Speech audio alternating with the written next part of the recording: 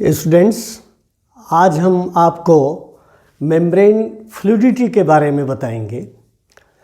क्या कभी आपने सोचा है कि आपको डॉक्टर जब निडल आपके स्किन में पुश करता है और फिर पुल करता है तो आपके सेल की प्लाज्मा मेम्ब्रेन पंचर हो जाती है, फिर ये प्लाज्मा मेम्ब्रेन रीसील कैसे हो जाती है, ये गौर करने की बात होती है।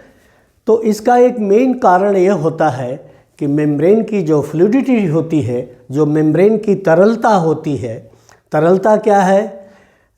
Fluidity is the ease of flow and resistance, viscosity is the resistance to flow.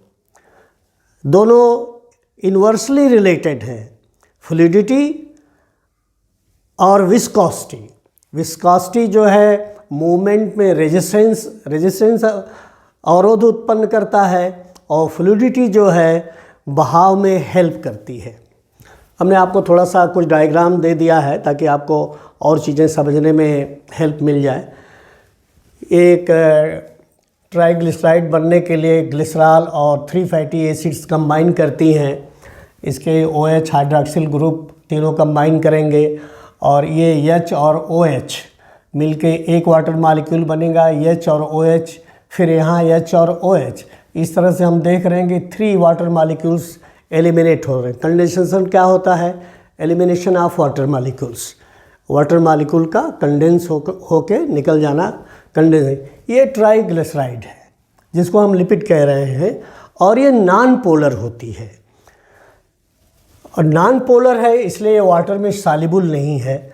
एक जनरल रिप्रेजेंटेशन है, आइकॉन रिप्रेजेंटेशन है, जिसमें एक ग्लिसरॉल का हेड होता है और 3 फैटी एसिड चेन है। ये फैटी एसिड का रिप्रेजेंटेशन है, इसे आपको मिलेगा देखने में, ऐसे होता है। फिर ये ग्लिसरॉल जो है 2 फैटी एसिड्स के साथ एक फास्फोरिक एसिड के साथ जब कंबाइन करता है तो इसका H और फास्फोरिक एसिड का OH, ये दोनों कंबाइन हो जाते हैं तो ये एक पोलर हेड बनाते हैं। वो हेड ग्रुप बनता है जो फॉस्फेट हेड ग्रुप बोला जाता है और ये हाइड्रोफिलिक होता है। जो फैटी एसिड्स की टेल हैं ये हाइड्रोफोबिक होती हैं। ये दोनों स्वतः में एक दूसरे से दूर हो जाते हैं। हाइड्रोफोबिक पोर्शन एक तरफ चला जाता है और हाइड्रोफिलिक पोर्शन, जिसको फॉस्फेट हेड कहते हैं, ये एक तरफ हो जाता है। एक्चुअली मेम्ब्रेन के कंस्ट्रक्शन में ये जो फॉस्फेट हेड ग्रुप है, इसमें कुछ और पोलर ऑर्गेनिक मॉलिक्यूल जुड़े रहते हैं और hundreds of phospholipid molecule membrane के फॉर्मेशन में हेल्प करते रहते हैं। तो जैसे ये फॉस्फेट जुड़ गया और इसी में अक्सर कोलिन जुड़ा रहेगा। कोलिन जो कि पोलर ऑर्गेनिक मॉलिक्यूल है, तो ये फॉस्फेटिल कोलिन बनाता है। ये मैमेलियन प्लाज्मा मेम्ब्रेन का एक इम्पॉर्टेंट लिपिड कंपोनेंट है। हमने आपको सुविधा के लिए, जानकारी रखने के लिए 2 सैचुरेटेड फैटी एसिड लिख दिया है। एक स्टेरिक एसिड है जिसका फार्मूला है C17H35COOH, ए सैचुरेटेड फैटी एसिड।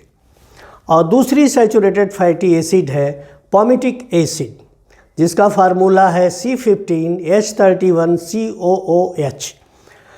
दोनों फैटी एसिड्स में एक थोड़ा सा डिफरेंस है, इसमें कार्बन के 17 हैं और इसमें कार्बन के 15 एटम्स हैं। बाकी चीज़ें सेम हैं। ये उसका प्रेजेंटेशन है। ये पोलर ग्रुप है जो हेड के साथ जुड़ा रहेगा और इसका एक मोर सिंपल रिप्रेजेंटेशन ऐसे ये जो चीज़ें हैं कार्बन को रिप्रेजेंट करती हैं। और इसमें आप देखिए कि ये सैचुरेटेड फैटी एसिड है तो इसमें कहीं भी डबल बॉन्ड नहीं है। और एक ओलिक एसिड जिसका फार्मूला होता है C17H33COOH, यह एक अनसैचुरेटेड फैटी एसिड है। इसका फार्मूला लिखने का ये तरीका है और ये जो डॉट हमने आगे बढ़ा दिया, इसका मतलब इस तरह से CH, CH2 इस तरह से आगे बढ़ता चला जाएगा। और ये इसका जो मोर सिंपल रिप्रेजेंटेशन है वो इस तरह से है। देखिए यहाँ CH2 के बाद जो दूसरा कार्बन लग रहा है इसमें डबल बॉन्ड हो गया, डबल बॉन्ड। तो डबल बॉन्ड इसको सिंपल रिप्रेजेंटेशन में ऐसे शो किया जा रहा है, जितने डबल बॉन्ड्स होंगे उसके हिसाब से जो फैटी एसिड टेल होगी, जो हाइड्रोकार्बन चेन होगी फास्फोलिपिड की, उसमें किंग प्रोड्यूस हो जाएंगे। तो सीधे सीधे है और थोड़ा किंग हो गया, तो अपने लाइन से हट के जब ज़रा ऐसे हो जाएगा तो जो नेबरिंग पास के मालिक्यूल है फैट के, उनको थोड़ा वो दूर कर देगा, क्लोज नहीं आने देगा।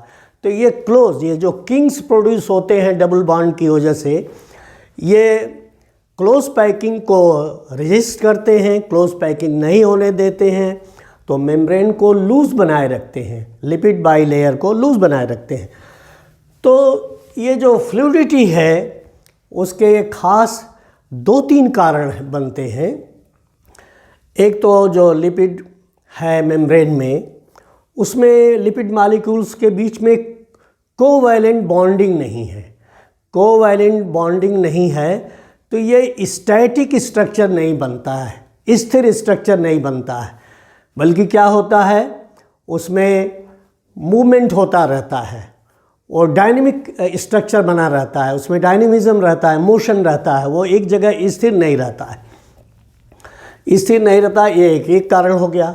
दूसरा कारण है कि जो लिपिड है या जो फैट है उसके कंपोजिशन में कैसी फैटी एसिड्स हैं, सैचुरेटेड फैटी एसिड्स हैं या अनसैचुरेटेड फैटी एसिड्स हैं। यदि सैचुरेटेड फैटी एसिड्स हैं तो उसमें डबल बॉन्ड नहीं बनेंगे, डबल बॉन्ड नहीं बनेंगे तो नॉर्मल बॉडी टेम्परेचर पर वो जो लिपिड है या वो जो फैट है वो सॉलिड रहेगी। और अगर यदि अनसैचुरेटेड फैटी एसिड्स हैं तो 1 और मोर डबल बॉन्ड्स बनेंगे।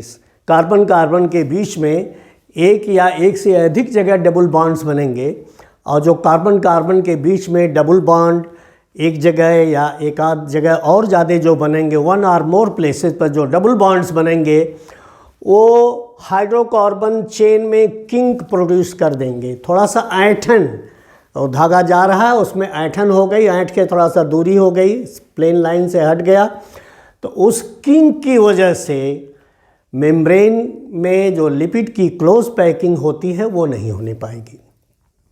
तो ये सैचुरेशन और अनसैचुरेशन का ये फ्लूइडिटी के ऊपर इफ़ेक्ट होता है। एक जो तीसरा कारण होता है वो कोलेस्ट्रॉल होता है। कोलेस्ट्रॉल जो कि एक स्टेरॉल है, या मैंने एक कोलेस्ट्रॉल मॉलिक्यूल शो कर दिया है, और ये लेस एम्फीपैथिक मॉलिक्यूल है। ये जनरल लिपिड मॉलिक्यूल से थोड़ा छोटा होता है, और इसमें जो रिंग्स होती हैं वो थोड़ा कॉम्पैक्ट होती हैं, और वो हाइड्रोकार्बन चेन को आपस में पास नहीं आने देती हैं।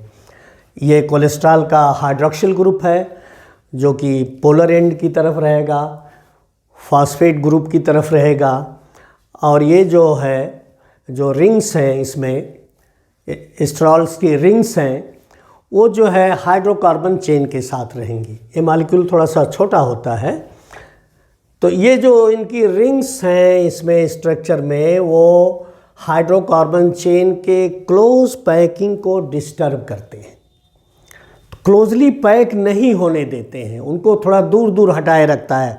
तो कोलेस्ट्रॉल की बड़ी अहमियत है मेम्ब्रेन में कि उसको मोर फ्लूइड बनाए रखता है, अधिक तरल बनाए रखता है। कोलेस्ट्रॉल जो है, जो एनिमल्स ठंडे प्रदेशों में रहते हैं, ठंडी जगहों में रहते हैं, उनमें भी बहुत हेल्पफुल होता है, और ठंडी जगहों के एनिमल्स के प्लाज्मा मेम्ब्रेन को, उनकी जो लिपिड्स होती हैं उनको सॉलिडिफाई होने से ये बचाता है। उनकी क्लोज पैकिंग, डेंस पैकिंग को वो डिस्टर्ब कर देता है, वो पास नहीं आने देता, लिपिड मॉलिक्यूल्स को थोड़ा दूरी पैदा कर देता है। तो मेम्ब्रेन जो है सॉलिडिफाई नहीं होने पाती हैं, और जब सॉलिडिफाई नहीं होंगी तो ब्रेक होने से बच जाएंगे, तो वो एनिमल्स अपना जीवन यापन ठीक से करते हैं वहाँ पर। कुछ बैक्टीरिया जो कि ठंडी जगहों पर रहते हैं, उनके प्लाज्मा मेम्ब्रेन में एक ख़ास तौर की एंजाइम पाई जाती है जिसको कहते हैं फैटी एसिड डीसैचुरेटेज इन सम बैक्टीरिया। ये क्या करता है, ये प्लाज्मा मेम्ब्रेन में डबल बॉन्ड फॉर्मेशन को इंड्यूस करता है। एक और इम्पॉर्टेंट बात है कि ये जो लिपिड के मॉलिक्यूल्स होते हैं अपनी लीफलेट में, ये बाई मॉलिक्यूलर स्ट्रक्चर है मेम्ब्रेन का, ये लिपिड की एक लीफलेट है, ये लिपिड की दूसरी लीफलेट है, इसी दोनों लीफलेट्स को मिला के बाई मॉलिक्यूलर कहते हैं। तो इसमें जो लिपिड के मॉलिक्यूल्स हैं वो वॉक करते हैं अपनी अपनी प्लेन में, चहलकदमी करते हैं, और प्रोटीन मॉलिक्यूल्स भी जो इसमें इंटरकैलेटेड होते हैं वो भी मूव करते रहते हैं। दोनों मॉलिक्यूल्स अपनी जगह पर फिक्स नहीं होते। अगर ये मॉलिक्यूल्स अपने इस तरह से एक्सिस पर रोटेट करते हैं तो इसको रोटेशनल मूवमेंट कहेंगे, और अपनी ही प्लेन में एक जगह से दूसरे जगह ऐसे सीधे लाइन में जाते हैं तो इसको लेटरल मूवमेंट कहते हैं।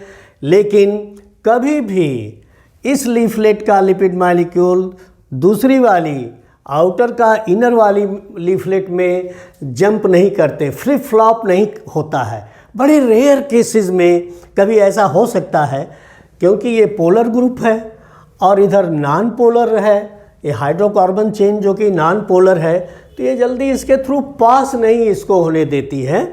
इसलिए रोटेशनल मूवमेंट हो सकता है या लेटरल मूवमेंट हो सकता है, लेकिन ट्रांसवर्स मूवमेंट शायद ही कभी हो, ऐसा नहीं होने पाता है।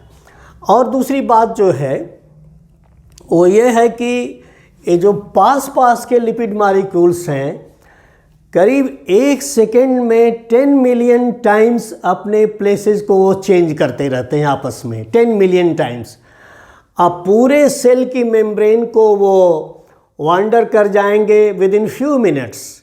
तो इनके मूवमेंट इतने फास्ट होते हैं या स्टैटिक नहीं पड़े रहते हैं, तो इसका फ़ायदा सेल को ये होता है कि मूव करते हुए मॉलिक्यूल्स रहते हैं। और हमने जो आपको निडल की बात बताया कि जब कभी चुभाई जाती है आपको तो वो फिर रीसीलिंग कैसे हो जाती है, आप इमेजिन करिए कि अगर 10 मिलियन टाइम्स वो 1 सेकेंड में अपने जगह से पड़ोसी मॉलिक्यूल्स मूव कर जाते हैं तो वो पंचर जगह पर रीसीलिंग कितनी फास्ट हो जाती है। तो इस तरह से हम अपनी मेम्ब्रेन को इंटैक्ट बनाए रख सकते हैं।